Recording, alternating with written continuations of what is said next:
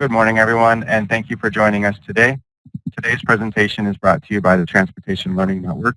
TLN is a program of the Upper Great Plains Transportation Institute at North Dakota State University and is a partnership with the 4 state DOTs of North Dakota, South Dakota, Montana, and Wyoming, and the Mountain Plains Consortium, which includes 8 universities in Colorado, North Dakota, South Dakota, Utah, and Wyoming. A little bit more about the MPC. The Mountain Plains Consortium theme is transportation infrastructure and operations to support sustainable energy development and the safe movement of people and goods. MPC is a competitively selected university transportation center sponsored by the U.S. DOT through its Research and Innovation Technology Administration. Today we have Dr. Patrick Sherry presenting today on the second piece of his research on fatigue countermeasures and fatigue identification. Dr. Sherry is a professor with a specialized in human factors, safety, intermodal transportation, and occupational psychology at the University of Denver. Since 2002, he has served as the director of the National Center for Intermodal Transportation and as a member of the board of directors of the Transportation Institute at the University of Denver. In addition to scientific research, he has consulted extensively with Fortune 500 transportation companies throughout the U.S. and Canada in the areas of safety, intermodal workforce development and transportation, and leadership training. With that, Dr. Sherry, I'll turn the presentation over to you. Well, thank you, Chris. It's a pleasure to be back with you all again today. The presentation that I have prepared is kind of wide-ranging.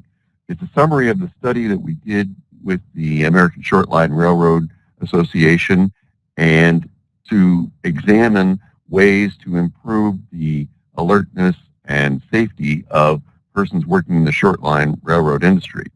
I know that many of the people on the call are not members of the short line railroad industry, so I've geared the presentation to a broader audience because the findings of our study are applicable in a wide variety of transportation settings. As you will see, we're going to discuss a number of key aspects of transportation safety, specifically, though, related to fatigue and drowsy driving. Overview of the presentation is presented on the slide in front of you. We're going to talk about the role of fatigue in transportation accidents, drowsy driving, the hours of service. Then we'll get a little bit into the physiology of fatigue and how it affects truck safety and performance on the job. The essence of our study was looking at the role of some very specific fatigue countermeasures for persons working long work hours in the industry. So we've used a model validated and created by some researchers at the Walter Reed Army Institute of Science and Medicine in Bethesda, Maryland. And we've used that model to create some simulations of the introduction of specific fatigue countermeasures into the work schedules. Then I'll go over a couple of summary recommendations for you and point you in the direction of some sources of additional materials if you're interested. So let's get into it. I think many of you are aware of the role of drowsy driving and the role of fatigue in contributing to accidents and incidents. There's been a number of very well-publicized accidents that highlight the role of drowsy driving. But we're going to take just a minute here and look at a little piece by ABC News, assuming all of our technology complies. So I'm going to share this video. It's a 2-minute video from ABC News, but I have to take my headphones off and put my microphone next to the speaker to get it to work properly. So I'm going to take them off, and so I won't be able to hear you. So I'm going to play this, and I'll get back in a minute. Every day, the driver suspected of being drowsy behind the wheel. A FedEx truck weaving in and out of traffic near Nashville, triggering a multi-car accident. And before dawn today, a tractor-trailer overturning, spilling 50,000 pounds of potatoes on the highway. ABC's Gio Benitez reporting in tonight. Watch closely as a FedEx truck weaves in and out of a lane. And look, here it moves into the middle lane, hits a vehicle, and then loses control, slamming into other cars, causing a nasty pileup in Nashville. There was no time to think. I was just underneath the semi going down the road. Incredibly, despite a fire on the road, no serious injuries. The driver of the FedEx truck cited for fatigue. And tonight, FedEx tells ABC News that all drivers are expected to obey all traffic laws in safely operating their vehicles. In the U.S., there are 100,000 crashes a year because of drowsy driving. Just look at what happened today in Charlotte. A potato truck driver charged with failing to maintain lane control, allegedly telling troopers he fell asleep at the wheel. And of course, that Walmart truck driver in 2014 crashing into Tracy Morgan's limo, injuring the comedian and killing a friend.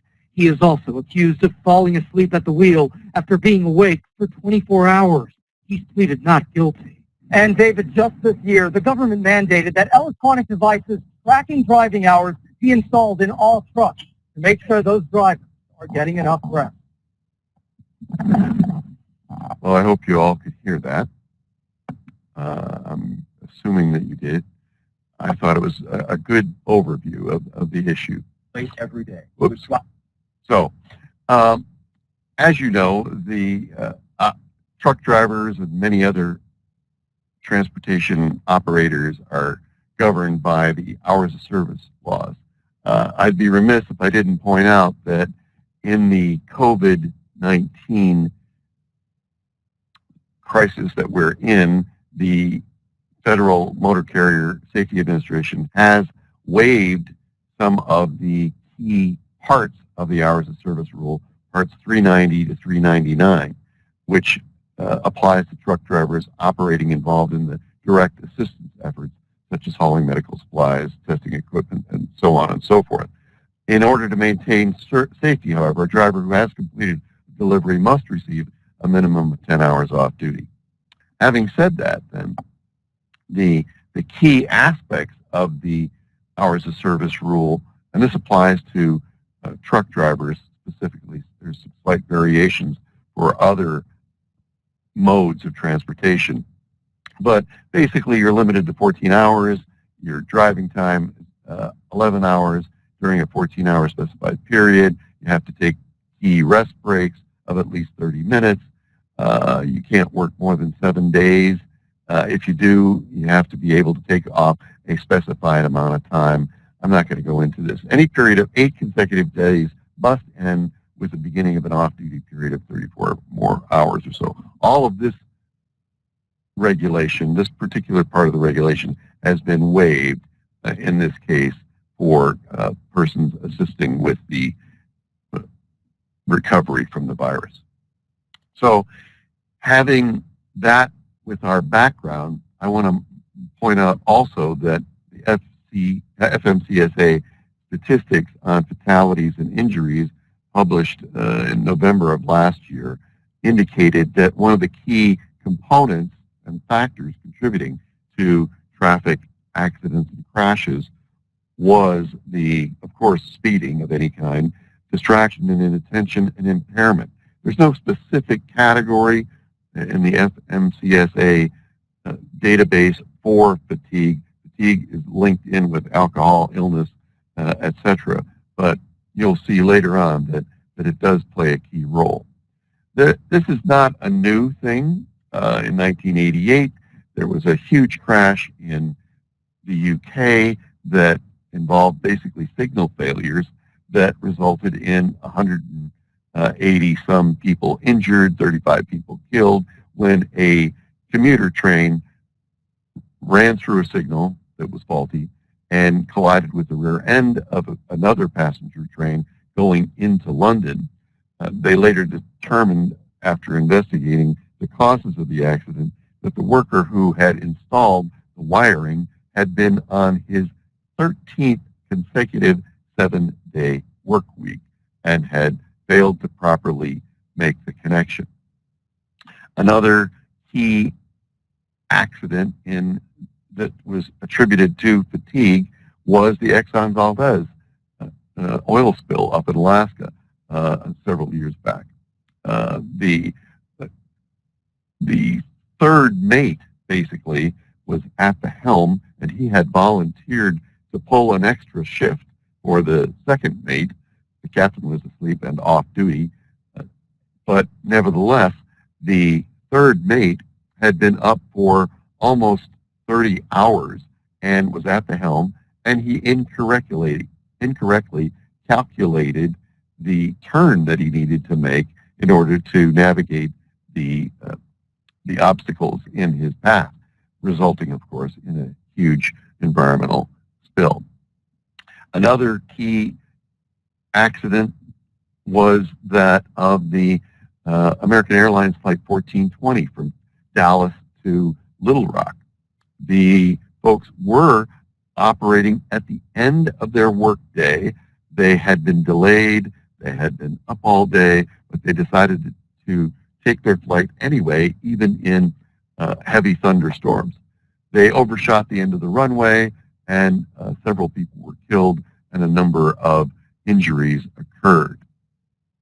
So fatigue has played a key role in a number of industrial and transportation accidents. Not going to go into all of those, but it is widely documented.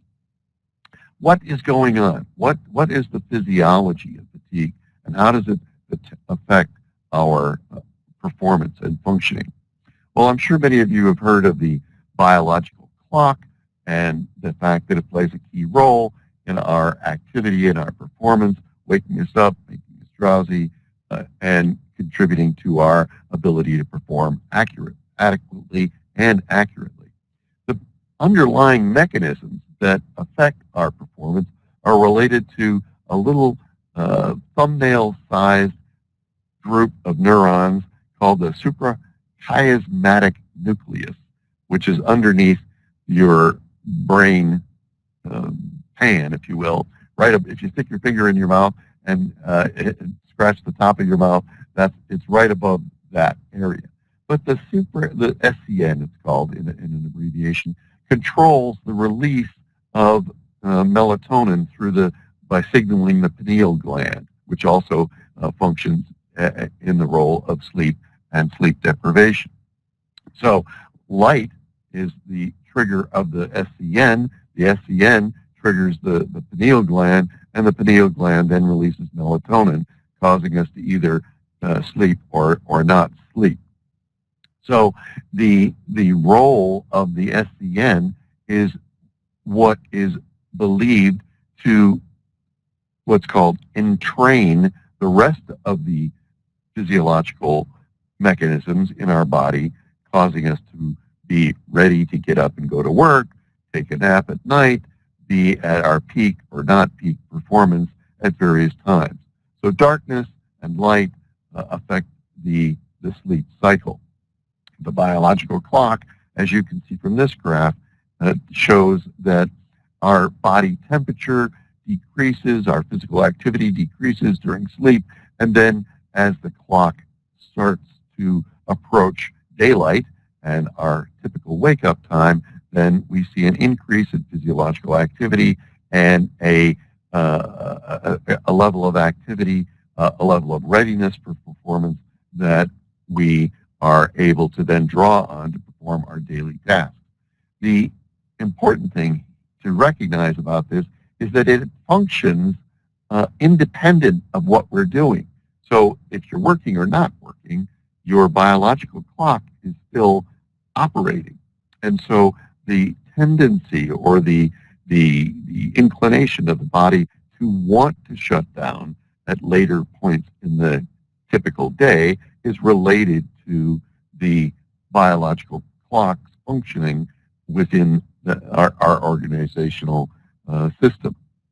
So the effects of the biological clock are to synchronize and train other activities like blood pressure and cortisol and alertness to the pattern of the clock itself. If you interfere with one, you can interfere with the others so that they're interrelated, they're interlocked, and different functions can affect different activities within the body. So night shifts typically then interfere with our synchronization of our timeliness and our activities. Just because you're going to work doesn't mean that your body clock is necessarily synchronized with the work schedule that you're on. And it can take up to a week to reset your body clock. The effects of interfering with the clock can include physical and emotional problems and sleep disruptions, and it's important to recognize that it does take some time to reset. The other thing that's important to recognize is that related to our typical circadian functioning is the notion of a sleep debt.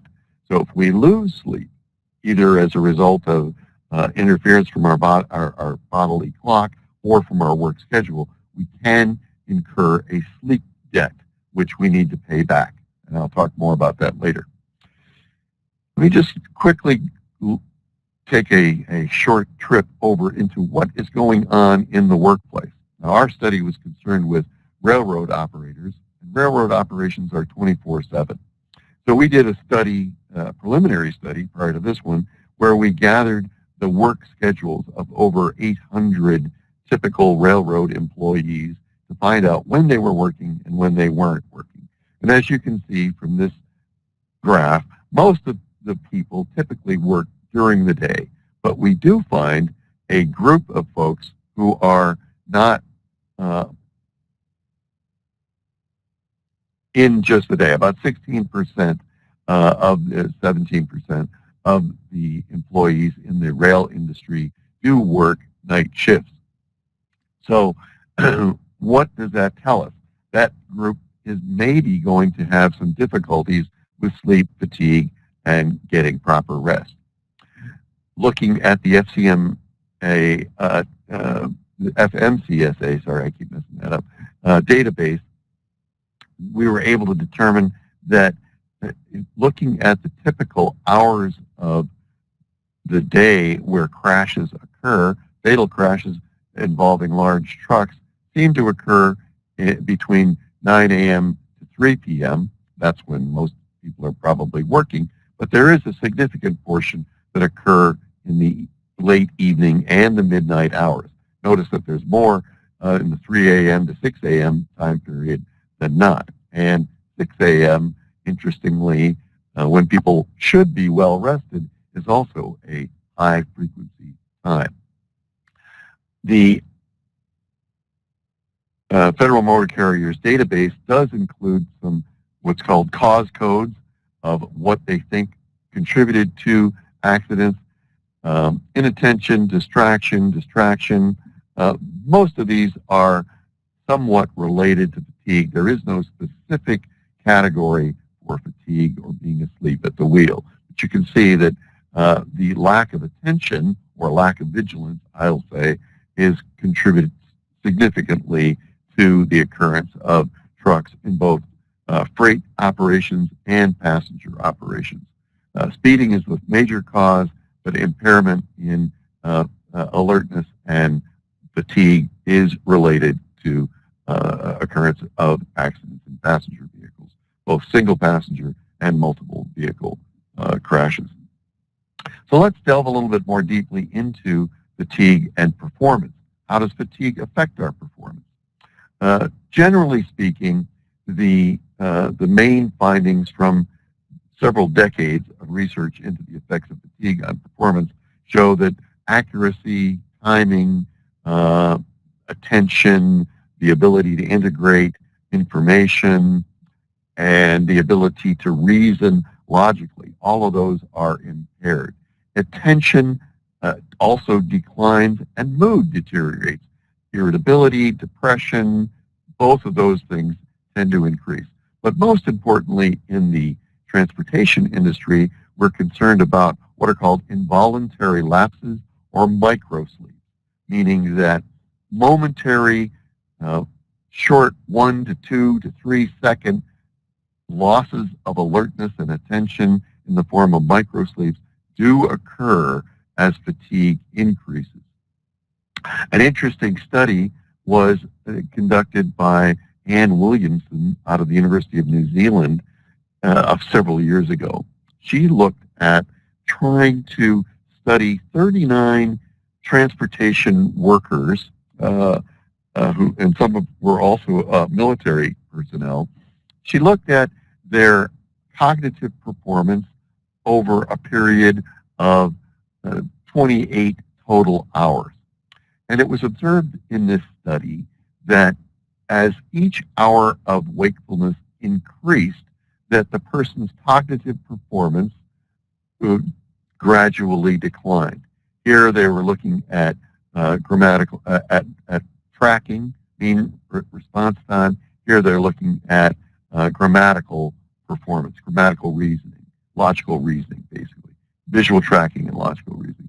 And you can see that they get, they get a little bump, they get going on this particular task, and that as their amount of wakefulness increases, their performance on this logical reasoning task gradually decreases. Similarly, on this visual tracking device, which is basically following a yellow dot on your computer screen around and touching it with your finger or a stylus, indicating that you know where it's at. Again, you get a slight increase as people get into the task, but then as time progresses, there's a gradual decrease.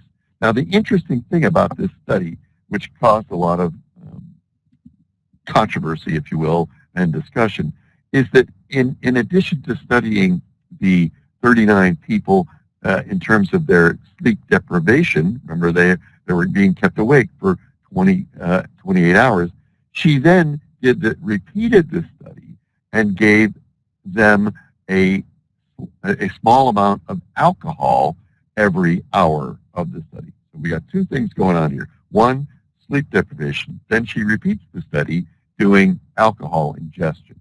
And as she increased the amount of alcohol in their system, you can see that, again, it's a very similar curve to the fatigue curve over here. Actually, I flipped them around. This is the alcohol curve. This is the fatigue curve. So 3 hours, 7 hours, 11 hours, 17, 15 hours awake, and this is increases in the blood alcohol level of the participants.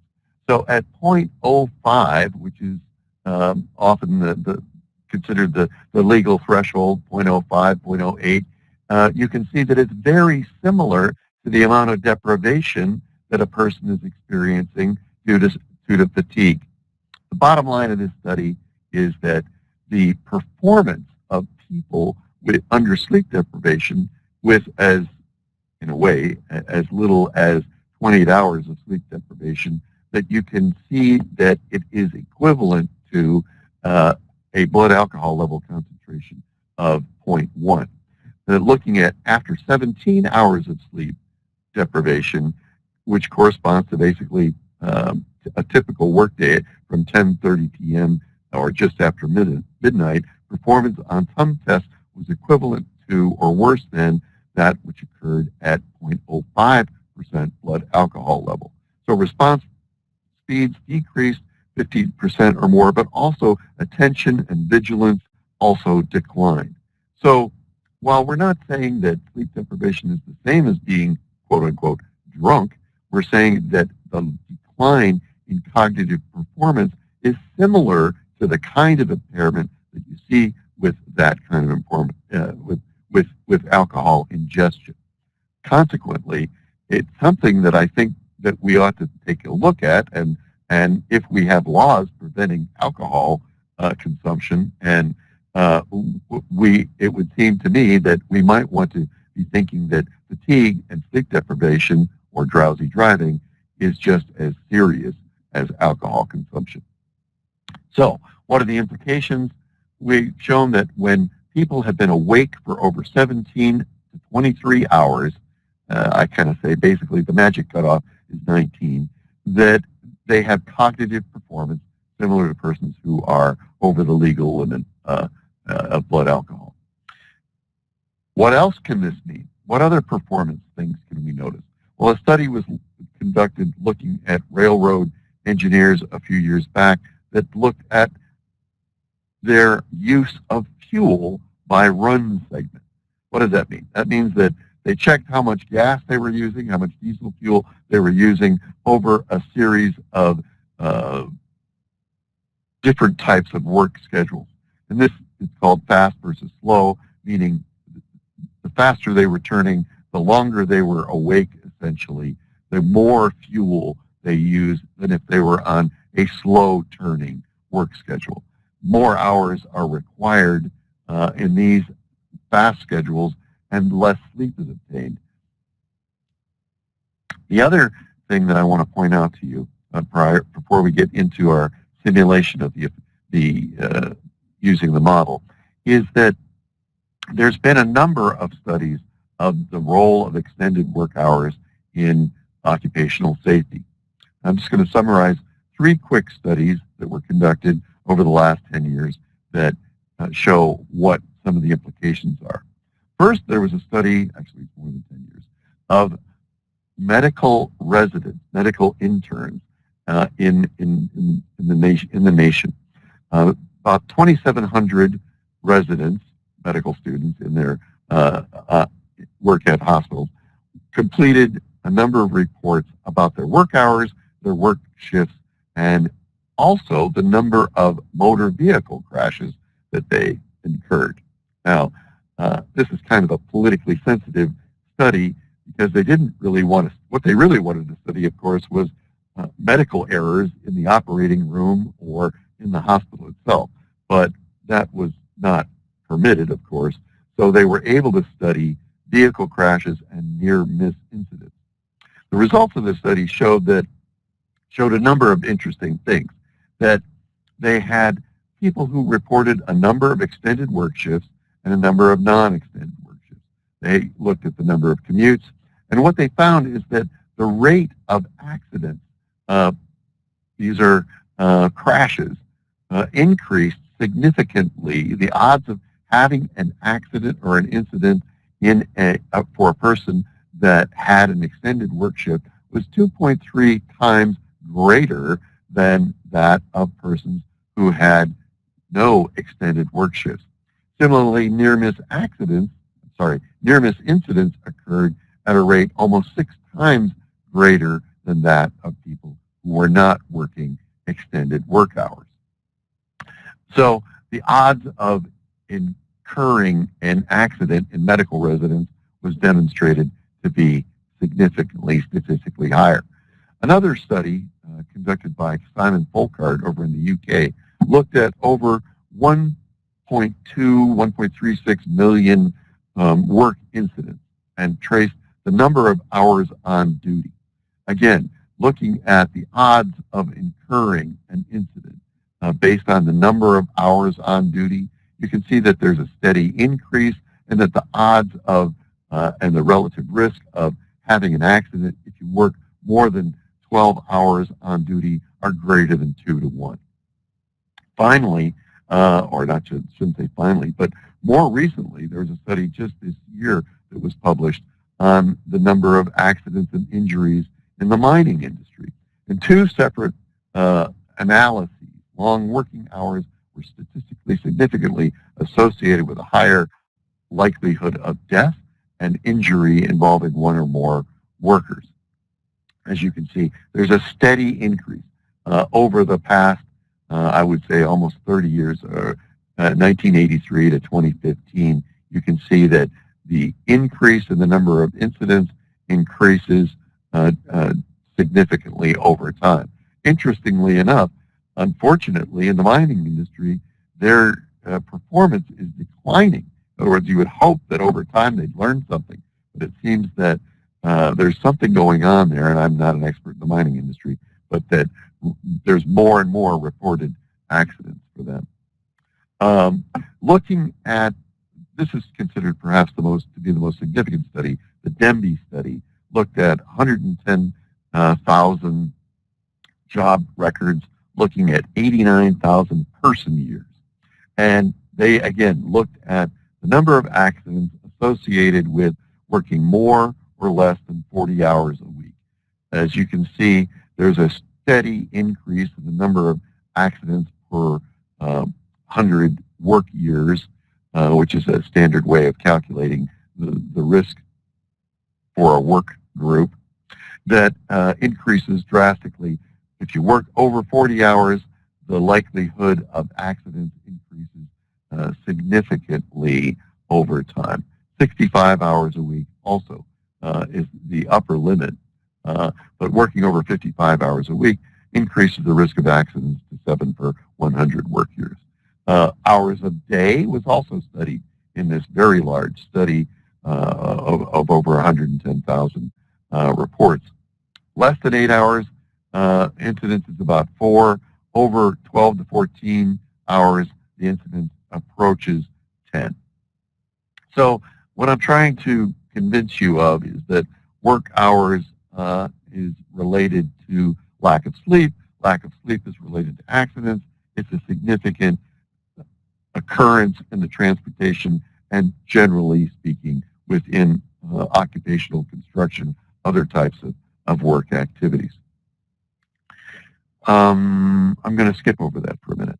One last thing I want to point out before I get to our simulations is that in addition to long work hours, the role of restricted sleep schedules is also an important one.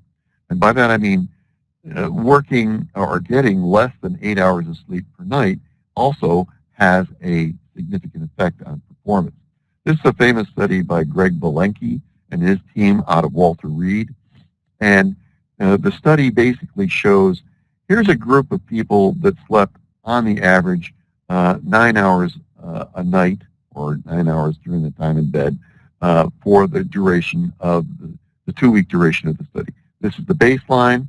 This is the post-study performance.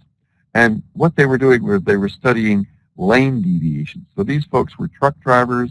There was about, I don't know, I think I want to say like 50 to 60 truck drivers that were brought into the lab and given a sleep-wake schedule and then asked to perform various cognitive activities.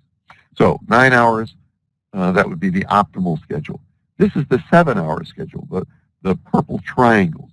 And as you can see, the standard deviation from the lane, basically staying in your lane, started to decline or increase, if you will, as for this particular group who got on the average, or not on the average, who got 7 hours of sleep per night. This is the group that got 5 hours of sleep per night, and as you can see, by the 4th day, or I shall say, on the 5th day, they were having noticeable deviation, lane deviations, and in their driving performance. This group is the 3 hours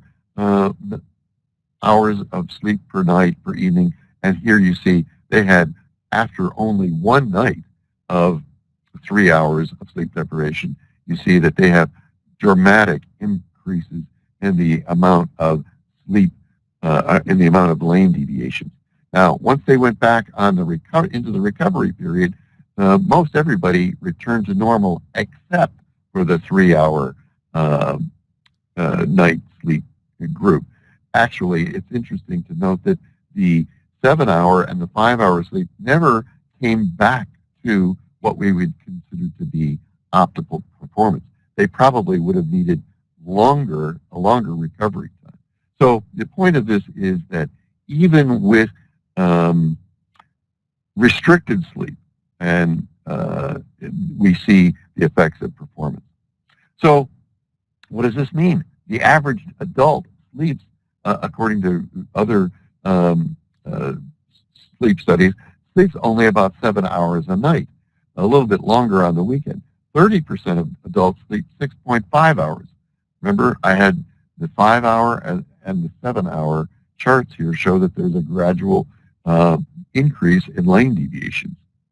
So we did a study a couple of years ago, 2014, a group of folks, Harvard, our center here, a number of people, did a major study of folks in the transportation industry. We also studied controls. We had about 200 people in each of these groups.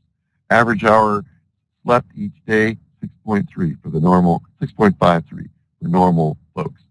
In airline pilots, they get about 7 hours of sleep. Their shift length is about 10 hours, a little over. Their commute time is 45 minutes. We asked them to what extent they felt that they had made a significant error at work related to fatigue. 20% of them said yes. If you look at truck drivers, they get about a little less than 7 hours of sleep. Hours shift, the average hours shift length is 10, commute time 24. Did they have a near miss? 14% of them said yes, and that 69% that sleep had never, or fatigue didn't impact them. If you look at rail workers, they have the shortest amount of sleep. They typically nap during the day somehow or other. They have a 10-hour shift, typically commute time. About 20% of them reported a near miss. So, and here's bus, taxi, limo drivers. What I want you to take away from this is that there is, on the average, most people are not getting the recommended 8 hours of sleep. That in fact, they're incurring a sleep debt. And these are folks that are typically working a day shift, meaning they start work at 6 or 7 in the morning. So having said that and having observed that and knowing that our cognitive performance decreases after 17 hours of wakefulness, and knowing that our body clock is also contributing to decreases in performance, the study that we are about to discuss looked at the role of strategic napping in persons who were working midnight shifts.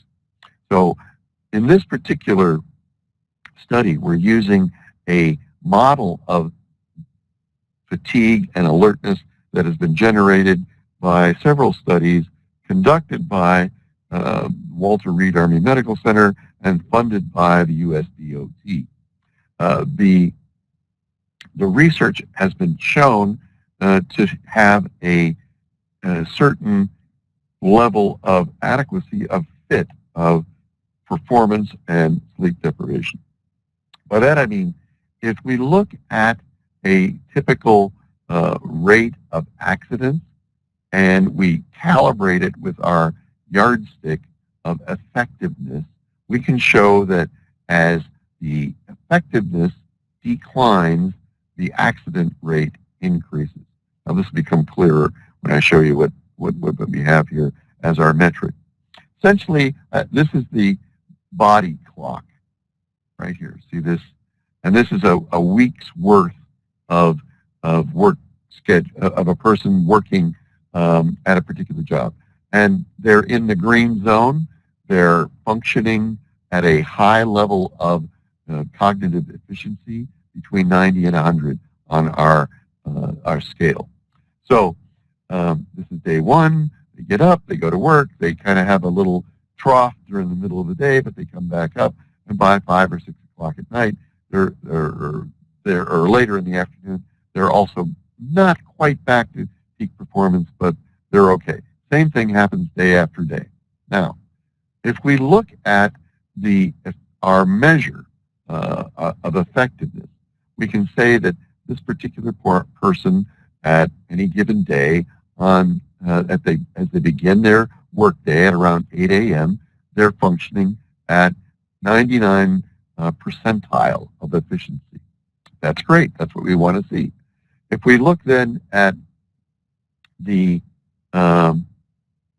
end of the day, they're still functioning at a relatively high level of efficiency. So as I was talking to you about our blood alcohol level, we'd say there's no relationship, if you will. In other words, there's nothing indicating that cognitive performance would be decreased in this schedule. If it was decreased, we would see a score down here in the yellow area or in the red zone. And this dotted line is the 77, and this solid line is 75 percentile on the cognitive efficiency scale. So now let's look at an evening shift where we plot the cognitive efficiency over time for a 21-day period. These heavy black lines here, this indicates when the person would likely be working. Working here, working here, working here. These are 2 days off at the end of the 5-day work week, 2 days off, and then back to work, 1, 2, 3, 4, 5 days. Now, again, 8 hours of work, 6 p.m. to midnight. At the beginning of a work shift like that, you see some decline, but as the person becomes habituated to working a 6 p.m. to midnight shift, their performance levels out, and they come into the yellow zone, cautionary zone, at the end of their shift near midnight, but they don't get down here into the red zone. So what do we see? We see at the beginning of the shift at 6 p.m., their cognitive efficiency is up at the 98th percentile, and then at the end of the shift, we see them somewhere around, or at midnight, about 93 percentile. And here, I don't think I put in this an arrow, but you can see right here, they'd be around the 80th percentile at the end of their shift. Now, let's look at midnight shifts. We got a problem here. The problem is the railroad industry has to work 24/7. So they do have people that work from 10 p.m. to 6 a.m. And this is what their cognitive performance looks like in our fatigue measurement tool.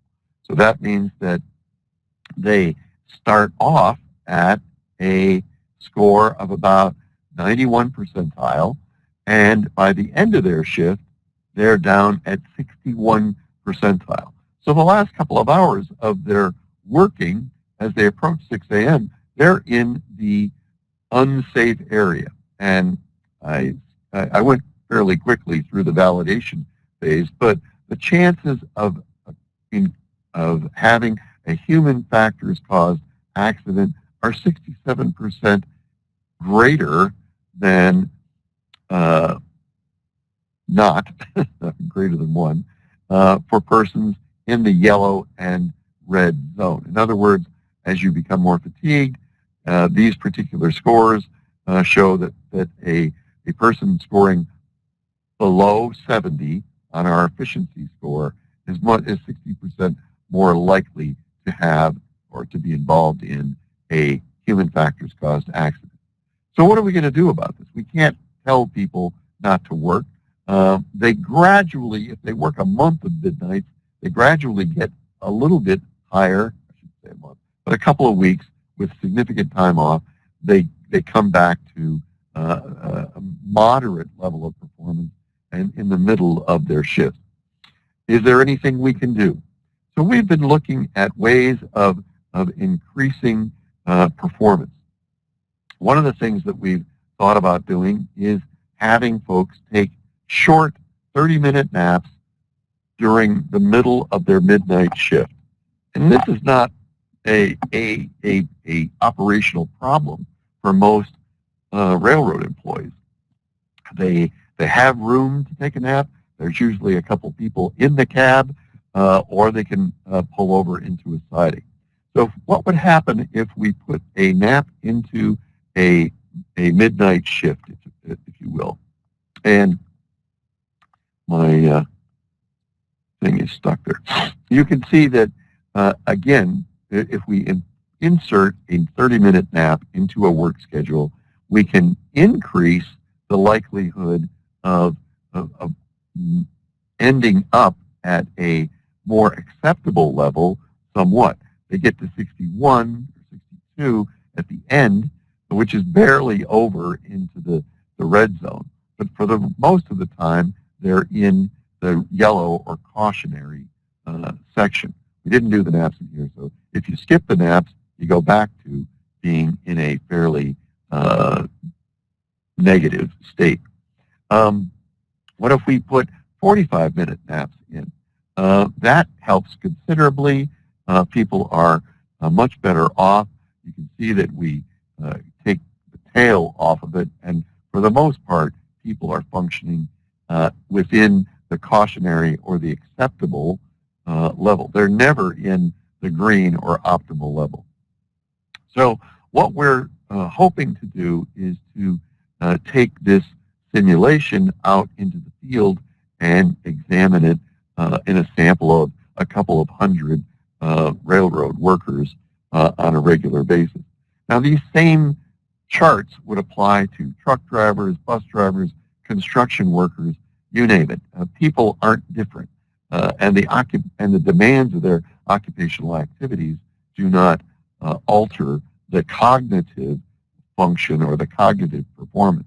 So what our study has concluded is that we can see a significant improvement in cognitive performance over time with the introduction of naps into the workplace. I'll leave you with a couple of other quick thoughts that people do need to think about the positive role of napping. A nap can improve in alertness in the laboratory. We can see that people can reapproach their optimal level of performance in the lab with a 45-minute nap.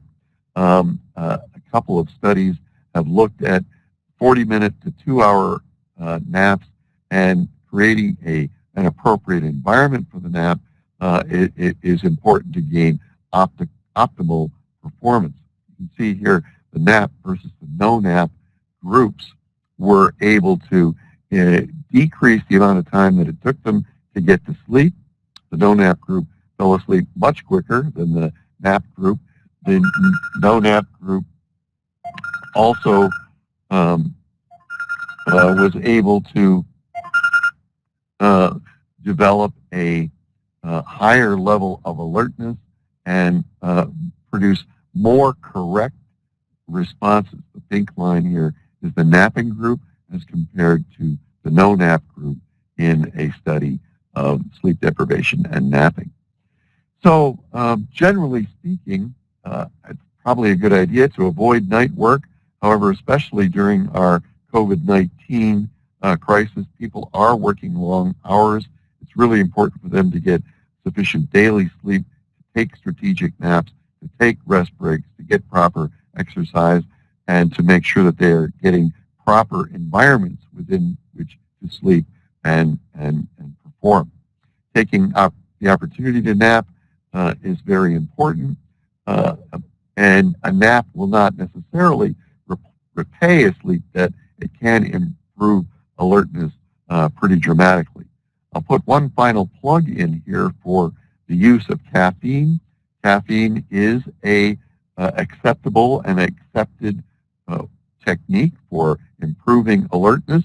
You can get a 90-minute improvement in cognitive performance with a standard intake of caffeine. 1 cup of coffee is a great way to do it. If you don't like coffee, there's some interesting candies out there. One's called Awake, which is a cup equivalent to a cup of coffee.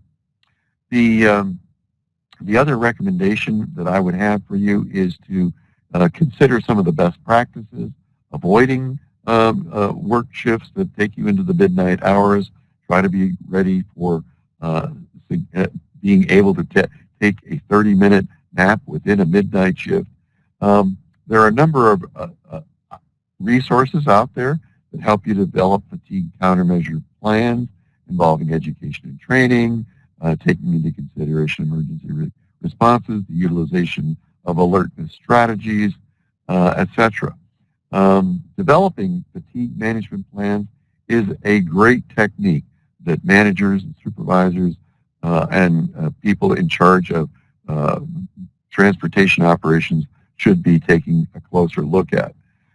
In conclusion, I'll say that fatigue is a major contributor to accidents and injuries, and napping is a significant means of reducing your cognitive deficiencies over time. There's a number of resources that we have. You can look up my book on alertness strategies for the rail industry. You can look up the fatigue management plan handbook that we created for the Canadian government. There's a little checklist and worksheet for you in that goes over the components of a fatigue management plan, giving you various points for the significant components, different scheduling practices, as you can see. And then finally, you can reread or read over the summary of the research that we did here with the MPC and take a look at our findings and all the references that we have in there. Having said that, I will turn it back over to Chris, and I'm happy to take any questions, comments, or inquiries. Thank you very much. Fantastic. If you do have any questions, please go ahead and type those into the Q&A, which is in the lower right-hand corner of your webinar window. And Patrick, I'll just say cheers to the coffee. Oh yeah, don't forget it's called Awake. I'm not giving it a plug, but we do use it in some of our studies. It tastes good. There's also caffeine-infused gum out there if you're interested. But a cup of coffee is just fine. A cup of coffee is a great way. So anyway, I'll stop talking. That's fantastic. Thank you very much. Yep, thank you. All right, again, if there are any questions, go ahead and type those into the Q&A, and we will address those as quickly as we can. In the meantime, thank you, Dr. Cherry, for sharing your research findings and basically showing how it applies to a pretty diverse range of careers, because I think we can all probably relate that we've either in our own careers, our own personal lives, where we've been under the point where we feel okay, but then we do the, those micro naps or those just little, like where you check out. You mentioned it earlier on in the presentation. And then that we should also be aware of more of our surroundings if we are out driving, because of the waived rules that are out there right now for the driving times under this COVID-19 period. So pretty interesting times for sure. And it does obviously impact what we're doing, because we do have operators out there of fairly large vehicles who are, that could potentially, we could come across. So just be aware of that. That was good. Okay, well with that, thank you for attending today's TLN event. Visit our website at translearning.org for upcoming learning opportunities and to access the learning management system. With that, thank you for your time, your attention, and participation today. Now go out there, wash your hands, be safe, and don't forget to be awesome.